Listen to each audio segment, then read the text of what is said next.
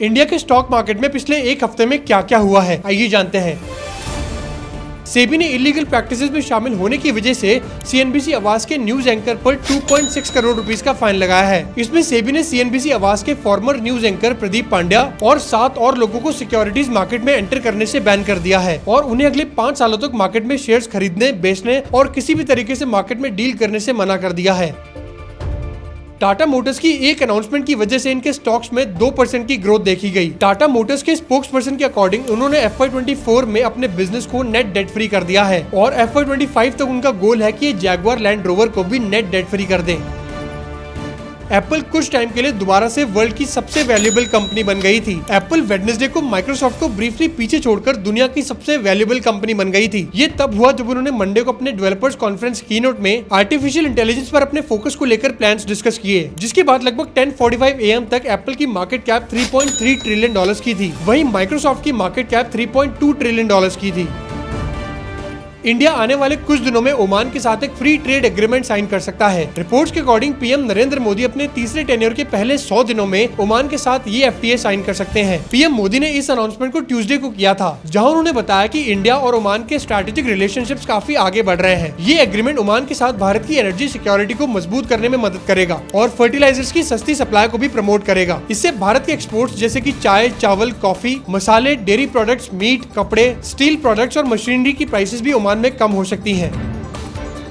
Bajaj housing finance अपना IPO launch करने जा रहा है। BHFL बजाज ग्रुप का पार्ट है, जिसमें बजाज फाइनेंस लिमिटेड और बजाज फिनसर्व लिमिटेड इसके प्रमोटर्स हैं। ये कंपनी सितंबर 24, 2015 से non deposit taking housing finance company है और नेशनल हाउसिंग बैंक के साथ रजिस्टर्ड है। बजाज हाउसिंग फाइनेंस लिमिटेड ने सेबी को अपना DRHP सबमिट कर दिया है, जिसके थ्रू वो 7,000 करोड़ रुपए का IPO लॉन्च करना चाहते हैं। इस पब्लिक इशू में 4,000 करोड़ रुपए तक के फ्रेश इक्विटी शेयर शामिल होंगे और 3,000 करोड़ रुपए तक के ऑफर फॉर सेल होंगे। ब्लैकस्टोन ने एम्फेसिस में अपने 15.1% स्टेक को 6,736 करोड़ रुपए में बेच दिया है। 2016 में ब्लैकस्टोन ने ह्यूलेट पैकार्ड एंटरप्राइजेस से एम्फेसिस में 60% स्टेक को 5,466 करोड़ रुपए में खरीदा था और उस समय एम्फेसिस के शेयर्स की प्राइस 430 रुपए पर शेयर थी। लेकिन अब प्राइवेट इक्विटी प्लेयर ब्लैकस्टोन ने मंडे को ब्लॉक डील्स के through mid tier IT firm Mphasis में अपने 15.1% स्टेक को बेच दिया है। ब्लैकस्टोन ने 2363 रुपए पर शेयर पर 28.5 मिलियन शेयर्स बेचकर 6,736 करोड़ रुपए जमा किए हैं। खरीदने वालों में कोटक म्यूचुअल फंड ने 1121 करोड़ रुपए के शेयर्स खरीदे हैं, मॉर्गन स्टैनली ने 526 करोड़ रुपए के और सोसाइटी जनरल ने 251 करोड़ रुपए के शेयर्स खरीदे हैं। इस न्यूज के आने के बाद एम्फेसिस के शेयर्स NSE पर 3% से गिरकर 2398 पर बंद हुए। गौतम अडानी की कंपनी अंबुजा सीमेंट्स ने पैना सीमेंट्स को 10,422 करोड़ रुपए में खरीद लिया है। अंबुजा सीमेंट्स PCIL के 100% स्टेक को उसके current promoter group P Pratap Reddy और उनकी फैमिली से एक्वायर करेगा। ये एक्विजिशन पूरी तरह से इंटरनल एक्यूरेंस के जरिए फंड की जाएगी। PCIL को खरीदकर अंबुजा सीमेंट्स साउथ इंडिया में अपनी प्रेजेंस को एक्सपैंड करने के लिए तैयार है और सीमेंट इंडस्ट्री में नंबर 1 बनने के लिए भी तैयार है। अंबुजा सीमेंट्स के CEO अजय कपूर का कहना है कि ये लैंडमार्क डील अंबुजा सीमेंट की ग्रोथ जर्नी में एक जरूरी स्टेप है। वोडाफोन आइडिया के बोर्ड ने 2458 करोड़ रुपए की फंड रेजिंग को अप्रूव कर दिया है। वोडाफोन आइडिया के बोर्ड ऑफ डायरेक्टर्स ने एक फंड रेजिंग राउंड को अप्रूव किया है, जिसमें कंपनी अप टू 2458 करोड़ रुपए रेज करेगी और प्रेफरेंशियल बेसिस पर 166 करोड़ रुपए से ज्यादा fully paid up equity shares issue करेगी। कंपनी ने एक्सचेंजेस को बताया कि हर शेयर की फेस वैल्यू 10 रुपए होगी और उन्हें 14 रुपए 80 पैसे की प्राइस पर इशू किया जाएगा।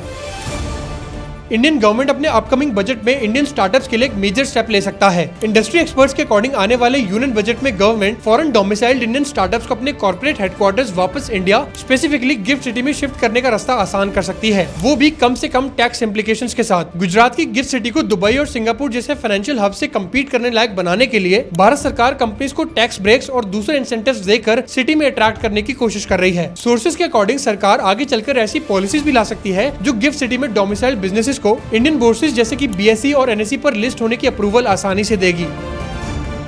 मुकेश अंबानी की कंपनी जियो टेलीकॉम इंडस्ट्री में एक और बड़ा रेवोल्यूशन लाने वाली है। जियो प्लेटफॉर्म्स को Indian National Space Promotions and Authorisation Centre से सैटेलाइट कम्युनिकेशन सर्विसेज इंडिया में लॉन्च करने की फाइनल अप्रूवल मिल गई है। ये अप्रूवल जियो प्लेटफॉर्म्स को उनके प्लान्स को आगे बढ़ाने की इजाजत देता है, जिससे कि वो देश में सैटेलाइट बेस्ड कम्युनिकेशन लॉन्च कर सकते हैं। वहीं दूसरी तरफ इलॉन मस्क की स्टारलिंक और दूसरी ग्लोबल कंपनीज अभी रेगुलेटरी क्लियरेंसेस का इंतजार कर रही है। लेकिन भारतीय एंटरप्राइजेस बैक्ड यूटेलसेट OneWeb एक ऐसी इंडियन कंपनी है जिसे इंडिया में अपनी सैटेलाइट सर्विसेज लॉन्च करने की फाइनल अप्रूवल मिल गई है। ऐसी और वीकली स्टॉक मार्केट अपडेट्स के लिए ASM इंडिया को सब्सक्राइब कीजिए।